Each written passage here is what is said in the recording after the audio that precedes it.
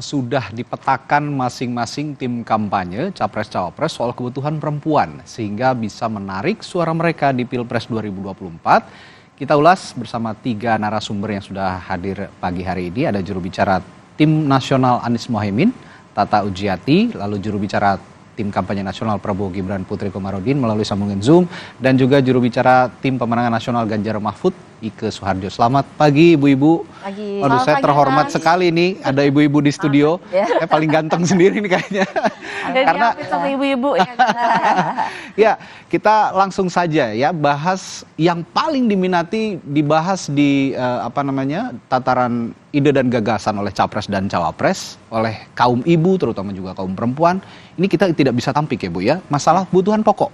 Nah, kalau bicara kebutuhan pokok, saya tidak akan berbicara langsung harganya, tapi juga bagaimana kita menanggulangi permasalahan di hulu seperti petani. Saya akan mulai dari Bu Tata dulu, dari Tim Nasional Anies Mohaimin. Kan kalau ibu-ibu pengennya ya stabil teruslah harga bahan pokok ini, mau lebaran, mau tahun baru begitu ya, mau hari raya Natal begitu. Bagaimana ide dan gagasan untuk menstabilkan harga ini supaya stabil terus dari hulu, misalnya permasalahannya ditanggulangi? Seperti apa Bu Tata? Pertama, perempuan itu kan ingin bahwa dirinya itu merasa aman ya kan? Aman dari sisi kehidupan maupun dari sisi kehidupan keluarga dan bermasyarakat. Nah, bagaimana sebenarnya sistem negara di mana perempuan itu paling aman, gitu kan? Yaitu negara yang demokratis, yang menjamin di mana perempuan itu punya perlindungan dan punya hak yang sama. Karena Amin ini ingin agar pemerintahan itu dilakukan secara bersama-sama ini, Mas. Bukan hanya negara menyediakan kebutuhan, tapi warga masyarakat ini bersama-sama berdaya untuk menjalankan negara. Sehingga dibutuhkan di sini adalah memang masyarakat ibu-ibu itu kan butuh kebutuhan pangan yang stabil ya. Tapi ini bukan berarti kemudian mereka hanya nerima aja dari pemerintah, misalnya bagi-bagi susu, bagi-bagi makanan, bukan itu yang diinginkan. Tapi yang diinginkan adalah bagaimana agar warga masyarakat termasuk perempuan itu berdaya dan punya kesempatan yang sama untuk menjalankan negara ini. Sehingga mereka tuh lebih survive, Indonesia bisa lebih maju, dan tentu saja nanti kebutuhan pokok stabil itu hanya konsekuensi dari pemerintahan dan masyarakat yang berdaya. Gitu Mas, sehingga mereka itu Amin itu memberikan kesempatan yang sama bagi perempuan, contohnya dalam hal pendidikan nih Mas ya. Jadi Amin tuh melihat bahwa sekarang ini pendidikan tuh kan kayak piramida. SD dengan SMP itu banyak yang nggak naik, banyak yang nggak sekolah SMP. Nanti lebih kecil lagi banyak yang nggak ke SMA, lebih kecil lagi banyak yang nggak kuliah. Nah, Anies Mohaimin ini ingin agar piramidanya tuh ya agar kotak. Artinya kesempatan belajar atau bangku sekolahnya itu harus selalu tersedia. Equal gitu ya? Equal. Sehingga semua orang lulusan SD bisa sekolah SMP. Semua lulusan SMP bisa sekolah SMA dan seterusnya. Nah, ini adalah tugas negara untuk memberdayakan semua orang termasuk perempuan. Sehingga mereka bisa mendapatkan kesempatan yang sama. Jadi konteksnya dalam kaitan isu yang paling ingin dibahas oleh Capres-Cawapres soal kebutuhan bahan pokok itu bermula dari pendidikan dulu begitu, baru bagaimana kualitas pendidikan ini bisa tercipta sehingga itu bisa tercapai ya, harga-harga bisa stabil segala macam, dimulai dari perempuan, dari perempuan yang berdaya. Perempuan yang berdaya. Sebelum Mbak Ike, sebelum saya ke Mbak Ike, saya sapa dulu Putri. Halo, selamat pagi Putri. Halo Mas Radi, Mbak Bu Ike, Bu Tata, Assalamualaikum. Saya sesuai ini ya, sesuai bahasan kita pagi hari ini soal bagaimana isu kebutuhan pokok ini paling diminati oleh kaum perempuan begitu ya, dari tataran ide gagasan Capres-Cawapres. Apa yang ingin disampaikan dari tim Prabowo Gibran sejauh ini? Ya, Justru kami merasa bahwa dibandingkan kandidat lain, kami sudah sangat kencang menggaungkan program terkait dengan perempuan ini. Dan memang kalau misalnya program dari paslon lain mungkin masih sifatnya makro ataupun masih sebatas konsep. Kalau kita sudah benar-benar mengkonkretkan ini dengan program makan siang dan juga program peningkatan gizi untuk anak-anak sekolah dan juga ibu hamil yang secara gratis nanti akan kami bagikan, dan tentu ini akan menjangkau sekitar 82,9 juta orang pada tahun 2029, yang diantaranya tidak hanya mencakup ibu hamil, nantinya tentu anak-anak sekolah dari PAUD sampai SMA dan juga pesantren.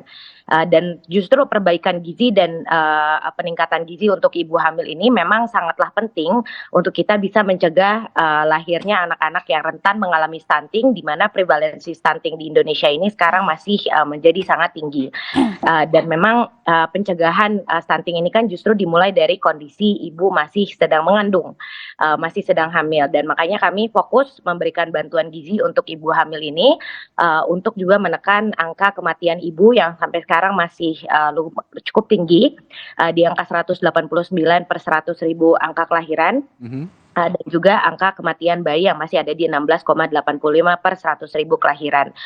Dan kita tahu juga di mana target sesuai dengan Sustainable Development Goals kita di tahun 2030, kita diharapkan sebagai sebuah negara bisa menurunkan angka kematian ibu kurang dari 70 dan juga angka kematian bayi kurang dari 12. Dan makanya sebenarnya program makan siang gratis ini dan juga peningkatan gizi bagi ibu hamil itu merupakan sebuah langkah konkret untuk tim kampanye nasional dari Prabowo Gibran dan juga nanti capres dan cawapres kami untuk bisa menjamin kebutuhan gizi dan juga meningkatkan kebutuhan gizi dari ibu hamil dan juga anak-anak sekolah.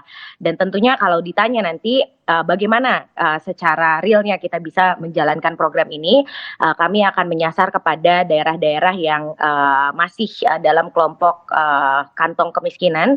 Seperti kita tahu, Papua masih 26,8% untuk kemiskinan, Papua Barat masih 21,43%, NTT masih 20,33%, dan bahkan juga daerah Jawa Tengah yang masih 10,9%. Dan tentu kita juga akan menyasar daerah yang nanti stuntingnya masih tinggi, seperti NTT yang masih di level 35% dan juga Jawa Tengah yang masih 20,8%. Jadi menurut kami ya inilah program konkret yang bisa kita tawarkan. Selain juga nanti kita akan terus menstabilkan terkait dengan harga bahan pokok dan menguatkan peranan Bank Indonesia tentunya sebagai mitra pemerintah dalam mengendalikan inflasi. Tapi ini salah satu quick win kita ataupun program konkret kita untuk bisa meningkatkan ketahanan pangan bagi perempuan khususnya dan juga anak-anak. Ya, berbicara soal ketahanan pangan, soal bahan pokok, sebenarnya masalah hulunya kan ada di petani begitu. Nah, jika Anda tadi mengatakan Prabowo Gibran unggulannya adalah pembagian susu dan makan siang gratis, apakah masalah hulunya yang sekarang sering dikeluhkan ini juga bisa terselesaikan hanya dengan membagikan makan siang gratis dan susu gratis? Ya. Kalau dari permasalahan hulunya tentu seperti yang kita sering sampaikan, kita akan terus meningkatkan, menyempurnakan program yang sedang dijalankan oleh Pak Presiden Jokowi. Kita tahu program seperti Kartu Tani misalnya sekarang sudah sangat efektif juga dalam pendistribusian pupuk, walaupun memang tidak bisa kita pungkiri masih juga terdapat permasalahan dalam faktor distribusinya. Jadi peningkatan pada program-program Kartu Tani, terus juga kita tahu sampai sekarang ini pemerintah juga terus mendistribusikan yang namanya kredit usaha rakyat khusus untuk para petani, dan ini juga harapannya bisa kita kuatkan nanti supaya petani-petani terutama yang di daerah pedesaan itu tidak hanya bergantung pada tengkulak yang sampai sekarang masih menjadi persoalan utama dalam penanaman panen kita dan juga dalam modal untuk para petani ini. Jadi harapannya dari sektor hulunya kita tetap jalankan tentu, dan dari hilirnya juga kita sempurnakan dengan memastikan bahwa seluruh anak-anak dan ibu hamil tentunya itu bisa mendapatkan akses pada hasil pangan yang berkualitas. Oke, ada benang merah sebenarnya dari Timnas Amin dan juga Prabowo Gibran bahwa permasalahan ini dari hulunya menurut Ibu Tata tadi di Amin adalah soal pendidikan, bagaimana kualitas pendidikan dari seorang perempuan yang berdaya bisa menghasilkan kualitas SDM yang berkualitas begitu, yang baik gitu ya. Sama juga tadi dengan program makan siang gratis dan juga susu gratis, ini diharapkan kualitas SDM-nya juga baik. Kalau dari Pak Ganjar Mahfud, Mbak Ike, saya tertarik soal sebenarnya dari visi kedaulatan pangan, ini industri pangan yang berkelanjutan. Poin itu karena industri pangan ini sering kali bermasalah ketika kita masih membuka keran impor begitu ya. Ini juga membunuh petani sehingga ya mak-mak juga yang jadi korban, akhirnya harga-harganya mahal. Iya. Gitu. Nah ini untuk industri pangan yang berkelanjutan, konsepnya seperti apa? Ya, Mas, sebelum saya membicarakan atau bagaimana isu pangan bagi perempuan, bagaimana korelasi isu pendidikan bagi perempuan, isu ekonomi bagi perempuan gitu kan. Saya ingin menekankan begini, bahwasannya memang isu-isu perempuan ini, persoalan yang terkait dengan perempuan ini menjadikan prioritas, menjadi perhatian dan dorongan publik, bahwasannya isu perempuan ini menjadi suatu hal-hal yang penting dalam beberapa tahun terakhir. Nah ini kenapa dalam TPN Ganjar Mahfud ini memprioritaskan isu perempuan sebagai program yang paling krusial, yang paling penting untuk pembangunan bangsa dan negara. Nah kita tahu ya, beberapa seperti kita tahu Undang-Undang TPKS nomor 12 tahun 2022, belum lagi Undang-Undang tentang ada perubahan usia pernikahan di Undang nomor 174 ganti 16 tahun 2019. Dan banyaknya dirayakan berbagai macam institusi terhadap Hari Perempuan Internasional. Nah ini menjadi salah satu indikator bahwasannya publik, masyarakat umum ya sudah sangat mendukung sekali terhadap isu-isu perempuan di beberapa tahun belakangan ini. Itu yang pertama. Jadi mengapa TPN Ganjar Mahfud ini memprioritaskan isu-isu perempuan menjadi programnya. Nah kedua, ini kita berkaca kepada apa sih program-program dari TPN Ganjar Mahfud terhadap program isu perempuan ini sendiri.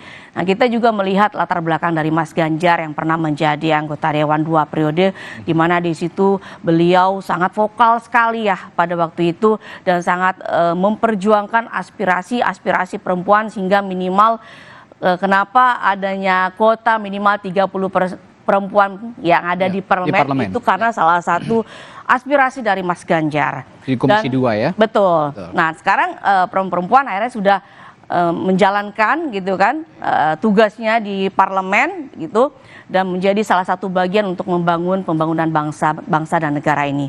Dan kedua kita juga akan melihat lagi prestasi dari Mas Ganjar selama menjadi gubernur. Dan bagaimana peran penting dari Bu Siti Atikoh ya, mendukung, mensupport beliau sehingga banyak sekali prestasi atau keberhasilan terhadap perempuan dan anak. Salah satunya adalah berhasil menurunkan angka stunting, berhasil menurunkan angka kematian ibu, kematian bayi, kemudian kematian balita. Itu salah satu angka berhasilan. Nah, menjadi gubernur aja perempuan sudah menjadi prioritas, apalagi menjadi presiden. Nah, kemudian saya berbicara tentang program di TPN Ganjar Mahfud sendiri. Kita ada program namanya Ibu Sehat dan Anak Sehat. Di sini kita memperhatikan bagaimana dari mula 1000 hari dari pertama kelahiran dari si anak gitu kan sampai bagaimana untuk menggait gizi, untuk memberikan gizi anak mulai dari usia bayi sampai usia 5 tahun. Nah, belum lagi adanya pelayanan kesehatan mulai dari ibu yang melahirkan sampai mulai dari ibu yang mengandung, melahirkan hingga menyusui. Nah ini menjadi salah satu program dari TPN Ganjar Mahfud sendiri. Nah, kemarin sumbernya tadi untuk ekonomi sendiri bagaimana? Ketika waktu menjadi gubernur, beliau juga pernah memberikan suatu program memberikan kredit perbankan kepada ibu-ibu atau emak-emak gitu kan, agar bisa memberdaya secara ekonomi. Begitu juga dengan pendidikan. Kita punya program 1 sarjana, 1 keluarga miskin. Bahwasanya semua perempuan tuh berhak mendapatkan akses pendidikan yang layak gitu kan. Jadi bagi keluarga yang belum mampu atau untuk memuliakan anaknya, kita mempunyai program khususnya juga bagi perempuan. Di sini kita mempunyai akses pendidikan seluas-luasnya bagi para perempuan. Ya, berarti kaitan dengan diskusi kita pagi hari ini, saya tangkap untuk kesimpulan sementara ya begitu ya, dari 3 pasangan calon presiden dan calon wakil presiden diwakili tim ses masing-masing. Kalau mau perempuan ini didengar begitu, bahagiakanlah mereka begitulah kira-kira ya. Bahagiakanlah mereka, perempuan yang bahagia, perempuan yang sejahtera, niscaya juga bisa menciptakan sumber daya manusia yang juga berkualitas begitu sebagai ibu. Nah, kalau saya bertanya berikutnya ke Bu Tata. Bu Tata, kalau sekarang kan kalau melihat fokus suara perempuan di pemilu 2024 ini sebenarnya lebih besar, meskipun hampir seimbang tapi lebih besar ya presentasinya, dari laki-laki sedikit lebih besar. Nah, masing-masing ini merebut fokus suara perempuannya di mana? Apakah di sektor pekerja, buruh, perkantoran, atau ibu rumah tangga kira-kira? Ya, Pak Anies sendiri sudah punya keberpihakan yang lama ya terhadap perempuan ketika beliau menjadi gubernur di DKI. Jadi ada banyak hal yang beliau perhatikan ya, mulai dari ibu hamil sampai perempuan, kesehatan perempuan, sampai kemudian bagaimana kesempatan kerja bagi perempuan itu diberi kesempatan kerja yang sama. Salah satu hal yang penting yang perlu dicatat di Jakarta adalah bagaimana Pak Anies ini memberikan kesempatan cuti melahirkan bagi laki-laki, Mas. Jadi laki-laki kan biasanya itu mendampingi gitu ya, tidak mendapatkan cuti atau hanya ya 1-2 hari kan. Tapi kalau di Jakarta waktu itu Pak Anies memberikan cuti 1 bulan secara otomatis, sehingga bapak-bapak nih, para ayah bisa ikut mendampingi ibu, ikutan repot. Ya, nah dengan cara seperti itu maka ibu-ibu itu merasa tertolong ya, dan kemudian mereka itu mampu membuat ibu ini menjadi lebih lebih produktif gitu. Pak Anies juga memberikan daycare ya di tiap-tiap kantor, di tiap-tiap pelayanan publik, sehingga ibu-ibu itu punya kesempatan yang sama dengan laki-laki untuk bekerja, berkompetisi. Nah, kemudian Pak Anies juga memberikan krisis center ya di dalam programnya itu, di tiap-tiap puskesmas itu ada krisis center di mana para ibu itu bisa mendapatkan layanan psikologis, konsultasi ya, dan kemudian ada juga krisis center di Dinas Perempuan dan Anak yang dioptimalkan sehingga mereka itu jika mendapatkan kekerasan di rumah ya atau dari mana saja itu bisa mendapat segera pertolongan dari krisis center ini. Nah, sehingga segala hal ya yang diprogramkan di dalam Timnas itu sebenarnya berdasarkan pengalaman kepedulian Pak Anies kepada perempuan di Jakarta. Termasuk salah satunya adalah memberikan program pangan murah, Mas. Ya, setiap bulan itu keluarga miskin itu bisa mendapatkan 6 jenis bahan pangan murah ya, termasuk daging, susu, telur, ikan ya, itu 6 kebutuhan pokok itu mendapatkan gratis dari pemerintah, bukan gratis ya, 30% saja harganya dari harga normal, subsidi ya.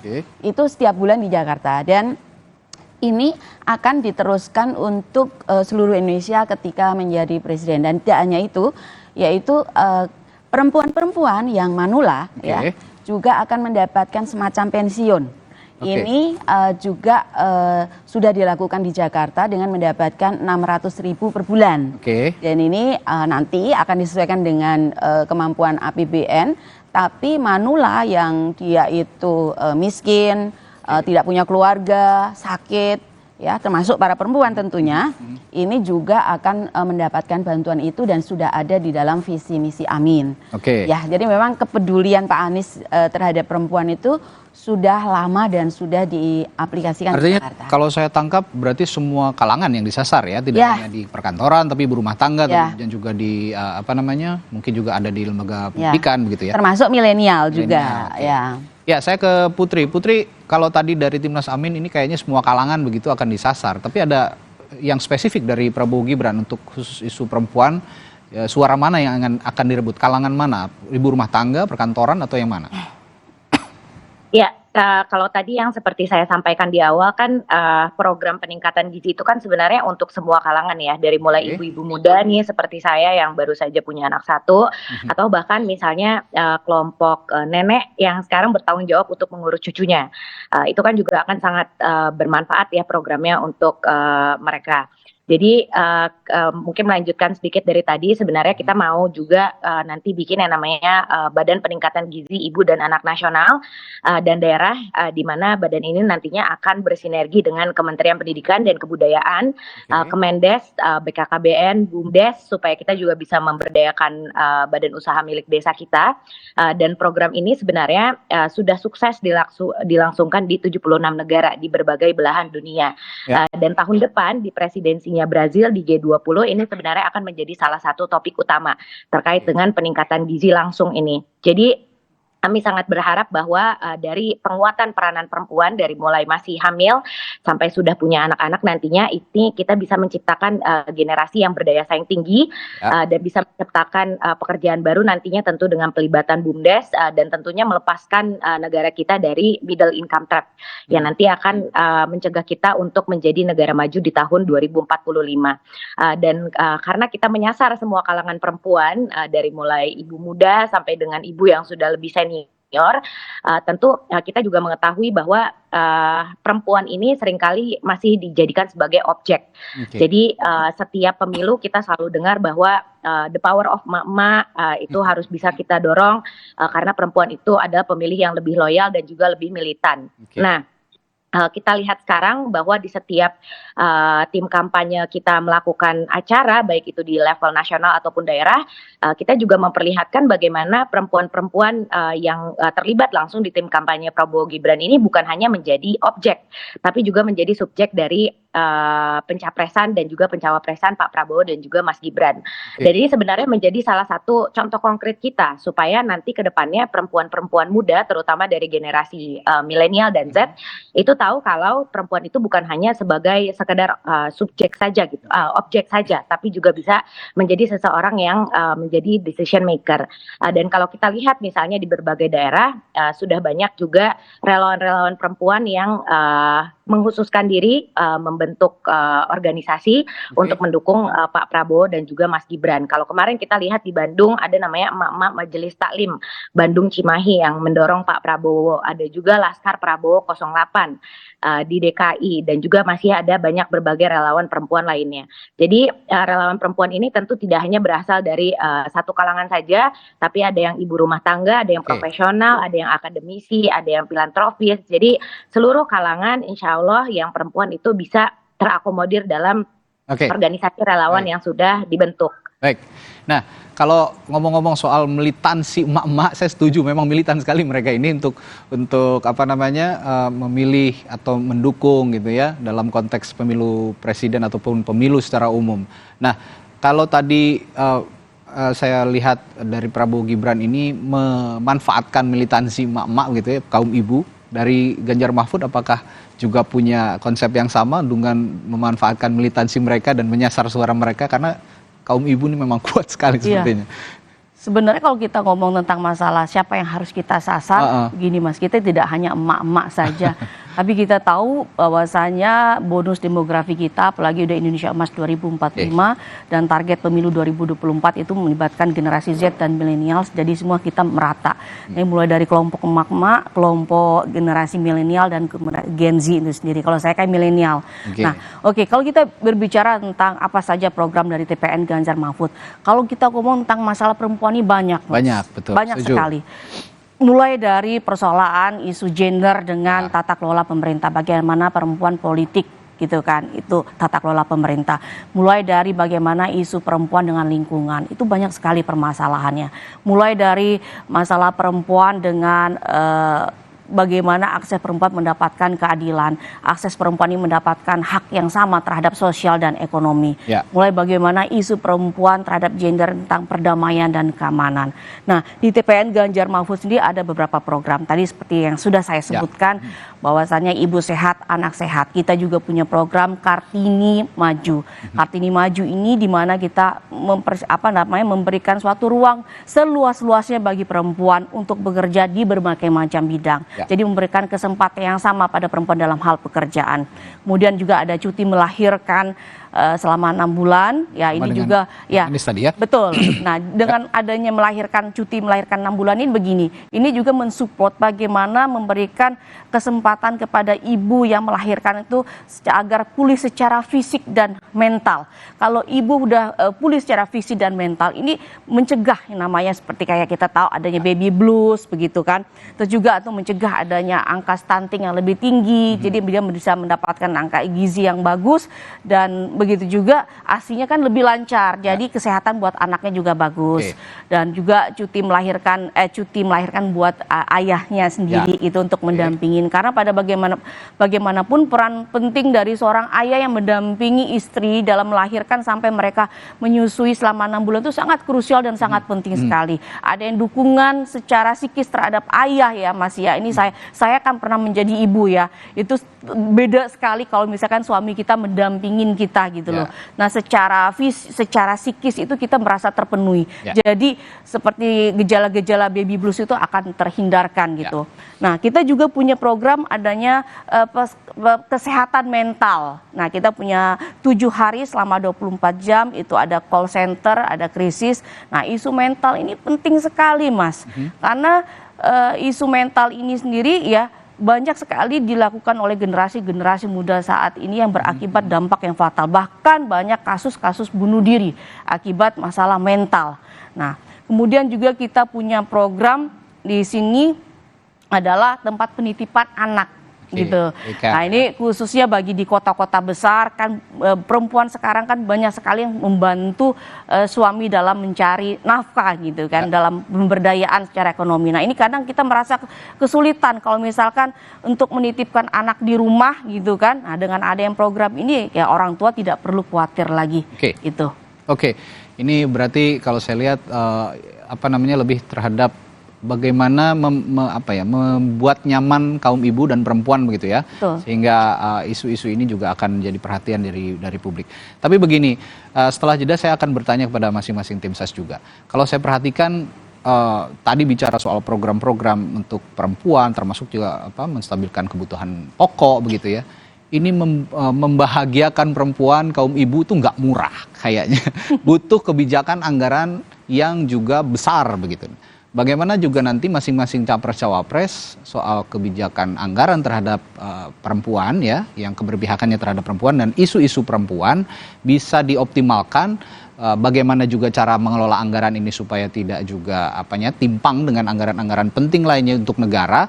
Termasuk juga kalau saya lihat kaum ibu ini sekarang kan mudah sekali untuk dibujuk gitu ya, diberikan sesuatu, milih atau tidaknya, tapi gimana nanti. Nah ini yang juga politik praktis yang juga harus dihindari. Kita akan bahas hal itu ibu-ibu setelah jeda. Tetaplah bersama kami di Sapa Indonesia Pagi. Kami segera kembali.